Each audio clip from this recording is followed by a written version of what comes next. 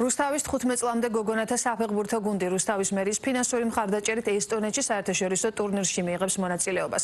აღსანიშნავია, რომ რუსთავის ქალთა საფეხბურთო გუნდი 2023 წელს ჩამოყალიბდა და უკვე მიაღწია პირველ წარმატებას. საქართველოს ჩემპიონატზე ასაკობრივ გუნდებს შორის საპატიო მეოთხე ადგილი დაიკავა. ქალთა სპორტის ხელშეწყობა რუსთავის მერის სპორტის განვითარების სტრატეგიის ერთ-ერთი მთავარი მიმართულება.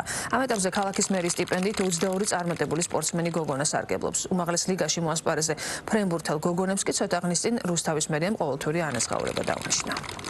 რუსთავის გოგონათა საფეხბურთო გუნდი ესტონეთში საერთაშორისო ტურნირში მიიღებს მონაწილეობას მერის ფინანსური მხარდაჭერით. სპორტის განვითარების სტრატეგიის ძალიან მნიშვნელოვანი ნაწილია გოგონათა ჩართულობა სპორტში და ვცდილობთ, რომ იმ ინფრასტრუქტურით, რომელიც დღეს ჩვენს ქალაქში იქნება, მხარდაჭერა გამოვხატოთ და მივცეთ კიდევ უფრო მეტი мотивация. უპრეცედენტო შემთხვევა არის საქართველოსდან კერძო კლუბი მიემგზავრება ესტონეთში. მიიღებენ საერთაშორისო ტურნირში მონაწილეობას, 16 გუნდი მიიღებს მონაწილეობას, სადაც ესტონური, ფინური, ლიტვური, ლატვიური კლუბები იქნებიან. ძალიან მოხარული ვარ, რომ ვარჯიშობ რუსთავის სტადიონზე და ძალიან მომწონს რუსთავი თვითონ გუნდით.